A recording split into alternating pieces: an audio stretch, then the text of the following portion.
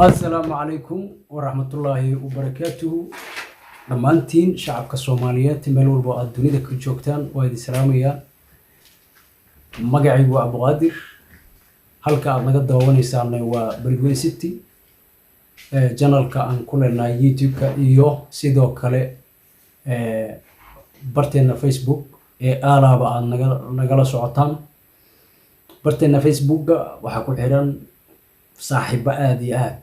u fara badan waxaan idinka codsanaynaa inaad ku soo biirtaan barteena YouTube-ka sidoo kale waxaan rabnaa inaan update yar idiga siino magaalada Beledweyne iyo dagaalada ka socda guud ahaan gobolka Hiiraan si gaar ah magaalada Moqokuri iyo deegaanka lagu magacaabo iyo Sooman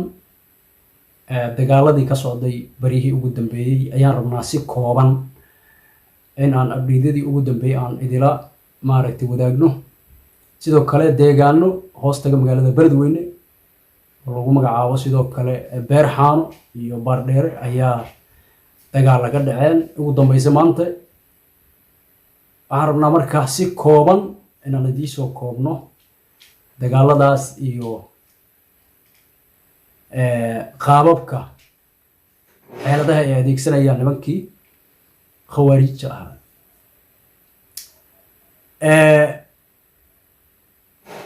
horta aad iyo aad waxa u mahadsan dowladda dhexe ee federaalka Soomaaliya oo runtii baaqyadii aan jeedinay haddii aan nahay guud ahaan shacabka Soomaaliyeed ee ku dhaqan gobolka Hiiraan baaqyadii aan u jeedinay ee ka soo jawaabay madaxweynaha iyo ra'iisul wasaaraha iyo gudoomiyaha baarlamaanka iyo si guud golaha shacabka Soomaaliyeed oo qaar ka mid ah ay dagaalka ku jiraan aad iyo aad u mahadsantihiin wax idinku waajiba aad gudateen wax abaal la idinku hayo maan horta abaal waxa loo gali karaa oo yaani loo gudi karaa yaani qof aan shaqadiisii waxaan wax ka baxsan inta qabto wanaag ahaan loo qabta laakiin taas waa shaqadiinii aad gudateen wari waxbaan tuhmaynaa inta yaroo aan tuhumka qabnanay waxaan rajaynaynaa in dowladdu ay si guud uga soo jawaabi doonto ama ay maaragtay garad doonto baahida meesha taal iyo dhibaatada dadka abaaraysan dhibaatadu ay haysato haddana dagaal waa labada shay ee dadka bini'aadamka ah ay ka duceystaan maba aan dhaho muslimiinta gaal aniga ducadiis meesha lagu aqbalayo ma ogi laakiin ku dambaabi mayno waxaan rabnaa oo keliya shacabka Soomaaliyeed ee gobolkaas dagaalka iyo abaartu iskugu darmeen si guud in shacabka Soomaaliyeed gacmaha isqabsadaan una gurmadaan waa qodobka labaad hay'adaha maxalliga ah iyo kuwa dawliga ah in ay ayaguna kaalintii ay ku lahaayeen ay ka qaataan dadka reer Hiiraan waxay goosteen inay la dagaalamaan iska celshaan kooxda qariban ee u soo dhigtay dhiigga shacabka Soomaaliyeed si sahlanna ku banaystay ayagoo diinta islaamka ku soo gabanaya ayagoo waliba aayado quraan ah daliishanayo taas oo aan ku banaanayn meel ay ku banaantaana ina jirin haday tahay ahadiista ka sugnaatay rasuulkeena sallallahu alayhi wasallam iyo sidoo kale meel ay uga sugan tahay baan la arag kitaabka quraanka markii aad gasho kooxda qawaariijtana culimo badan way ka hadashay dhaqankii marka qawaariijta ayaa yimiday Soomaaliya dhaqanka hadda la sheegayo diintu ay tilmaamayso waa dhaqanka ay nimankan u leeyihiin ma ahan inaan dacaayad ka fidinayo laakiin sida saxda ayaan rabnaa inaan uga hadalno culimaduna waxay sheegtay ayaan noo saxa inta markii aan ka gudubno maanta qolada qawaariijta horta waa soo waayay ciidamo gurmadaha ka yimid oo ka tirsan ciidamada xoogga dalka Soomaaliyeed gobolka Galgaduud ciidamadaasi waxay u badnaayeen ama la dhihi kara adiga laba guuto oo isku u badan ciidamada danab oo wato Cornel Xasan Tuure ciidamadaasi markii ay soo gaareen ay aaga soo buuxi dhaafiyeen kuwii horena ay ku signaayeen macawisley iyo ciidamadii la dhihi jiray ama aan dhahno ciidamada galeyra loo baxshay ciidamadaas macawisleyna waa magacooda hore in la ilooba lama rabo. waxa kaloon rabnaa inaan maaragtay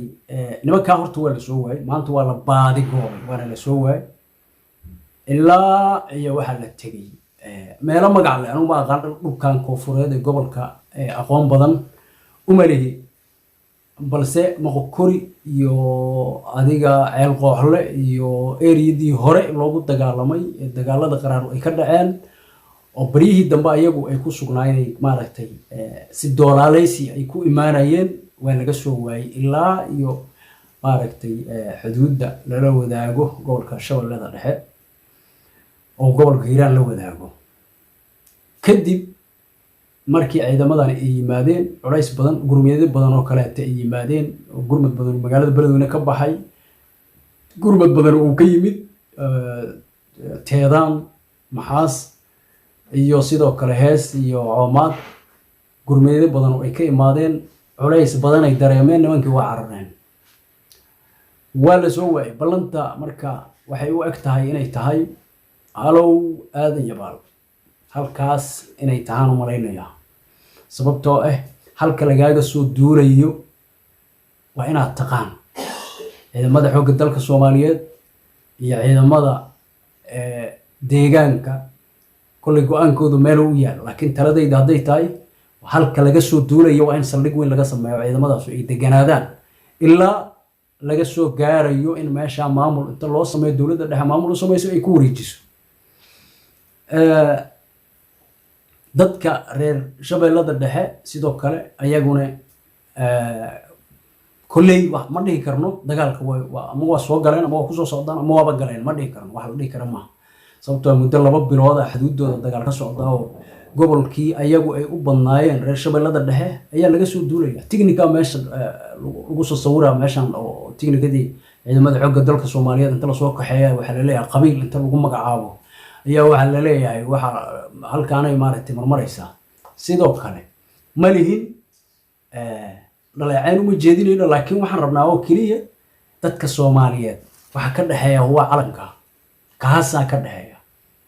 calankaas ayaa ka dhaxeeya, kaas inay wada difaacdaan dadka Soomaaliyeed ayaa qof walba oo Soomaaliya waajib waxa ku ah inay calankaas difaaciisa u istaagto. kooxdan al-shabaab ma doonayaan dowladnimo iyo qarannimo iyo heykal dowladnimo oo Soomaali ka hana qaada ma doonayaan. ma naqaan cidda ku danaysanayso. warar hadda soo dhacayana waxay sheegayaan in maaragtay madaxweyne Xasan Sheekh Maxamuud oo kulley shirar la leeyahay dalal carabeed oo aan ognahay inay gacan saar dhow la leeyihiin kooxda al-shabaab. haddii marka la isku dayo in dagaalka la xagaldaaciyo, reer Hiiraan go'aankoodu waa cad yahay, inta gabaru ka nooshahay dagaalkaa joojin maya. waxaan rabnaa inaan ku soo koobno ciidamada deegaanka ayaa waxay saakay ay kormeer ku sameeyeen webiga jiinkiisa laga bilaabo magaalada Beerxaano ayay horta maaragtay ciidamadu rugo ku leeyihiin. waxay ku leeyihiin haddii alla ku roon yahay meesha la yiraahdo Isheeg, meesha la yiraahdo Dhoqor, waxay ku leeyihiin oo kaleeto Nuur Fanax, waxa kale ku leeyihiin meesha la yiraahdo fadhiisin ku leeyihiin meesha la yiraahdo Isheeg Beere Yabaal. eriyadaas ayaan dhaweydna dagaal ay ka dhaceen ayay degan yihiin. waxaa la sheegayaa in ciidamo ka tirsan kooxda al-shabaab ay soo gudbeen webiga saaka markii ay kasoo tageen oo kormeerkooda uu soo dhamaaday, xilligii qadada loo soo laabtay inay usoo daba mareen meeshii, isla markaana dadkii meesha joogo deegaanka ahay ay handadeen. kooxda al-shabaab waxay noqdeen beer laga ilaalinayo shimbir. ninkii beeraley wuu garan karaa beer shimbir laga ilaalinayo inay yani hadda wax awooday hayaanna ma jirto, oo awoodoodii nimankan way weeqantay, gobolka Hiiraan ay ku weeqantay. waxaan kaloon rabaa inaan ku daro dhaliilaha reer Shabeellada Dhexe ay leeyihiin shabaab gurmada wuxuu uga yimiday jubbooyinka gurmadkaasu jowhar sooma marin waa ka soo wareegtay laakiin mahadaayo soo maray buundada mahadaayne ciidamo burundiyeysaa jooga iyo shacab isla deganaa jooga ciidamo dowladeedaa jooga halkaasayna soo mareen halkaa marka tuhun badanaa ka muuqda laakiin waa usoo noqon doonaa baaritaan badanaan ku haynaa baaritaankaas markii aan soo dhammaysano ayaan idila wadaagi doonaa haddii aan la yidhaahdo in buundo ciidan dowladeed iyo ciidan maaragtay nabad ilaalino ay joogaan shabaab ay hub iyo risaas iyo ciidanba ay ka soo gudbiso tuhun badan ay dhalinaysaa waxaan rabnaa marka inaan si guud aan ugu mahad celino dowladda dhexe si guud walaalaha kale diriska nala ahee maaragtay dagaalka si directiya iyo si indirectiyaba ugu jira reer hiiraan waxaan halkan baaq uga dirayaa shacabka ku nool gobolka hiiraan si guud qolo gaara iyo deegaan gaara oo aan baaq u diraa ma jiraan laakiin si guud shacabka hiiraan go-aamadiina waa cadcad yihiin waadna ku mahadsan tihiin inaad dullinimo inaadan qaadanina waad ku mahadsan tihiin waxaan rabnaa oo keliya in loo midoobo kooxdan oo meeshii culays ka jiro walaalaha kale jooga lagu kaalmeeyo sida hadda deegaamada ay u badan yihiin ceel cali iyo buqda iyo haddii alla kuu roon yahay shaw iyo dheen iyo dhulkaas ay nimanku ku xoogan yihiin waxaan rajaynaynaa xagga markii lasoo afjaro isla markaana saldhigga ugu weyn boqokori iyo laga dhigi doono iyo aadan yabaal dabadeedna loo soo jeesta dhaqan kale sidaas ayaa guul lagu gaari karaa step by step nimankan waa niman laba nin baa lagu leeyahay waxay ka talinayaan waxay u talinayaan ummaduna 100 maaragtay populationkooda 100,000 oo qof uu dhan yahay laba nin bas calan madoobe meel ka taagayaan calankaas meel yaroo maaragtay buushahay galayaan laba baabuura ordaysa meelaha way tagayaan yacni nimanku tabar mahayaan hadda nin aan tabar lahayn oo ka caddahay hadduu adigii ku gumaado marka oo raalli uga noqoto oo xaaskaadii la dilo oo ilmahaadii la dilo oo sakawaad wax la leeyahay ayadoon xilligeedii la gaari lagaa qaadayo sakawaadka qaraabadaad sii karta waay ninkan oo adiga xoog kaaga qaadaya wax la fahmi kara maaha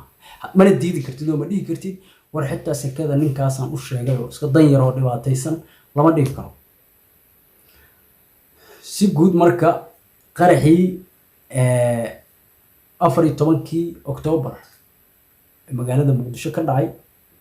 maantay waxaan dhageystay ninka hadlayaan dhageystay waxa uu yiri qof gubtay oo nin oo meyd oo meel yaala ayaan rabno wiri in meydkiisa qaadno gacantan qabano gacantiina soo raacdo qofku waa dubmay يعني قف دبمي وجبت وجبتي أيوك شيء كيني على شيء حنت يعني أنت صور لبعضها نمانك جيسر أيوة إسلام مركان الدتكي أنا ودق بقول هين كأمسيين وإحنا فاهم كلام وكان محسحر بين دتك كويستان يعني وحانو معهن وحصح وحي وضعين الدين هين تقف كستا وجيده دين معهن وحي وضعين ستقف مسكينة hooyo masaakiin oo laga yaabo 7 ilmood inay dhashay odageedii uu dhintay ama uu maaragtay xanuunsan yahay ayadii la harjadayso oo maqaayad wax inta u raraasatay maqaayis wax u saaran yihiin ayaa inta loo yimaada la dilaya qaraxa la hoosteeda ka kacay dadkaas diinta ay wadaan waa nuucee marka dullinimo Soomaaliya ha qaadanina kaasaan anfacaya kaasaan naga dhaxeeya Soomaaliinimo noo anfacaya ayaguna ma ogola kan aan caalamka ku leenahay meel kasta oo dunida aad maaragtay ka marayso Soomaali marka tiraahdo kana la soo xasuusnaa wad garateen Soomaa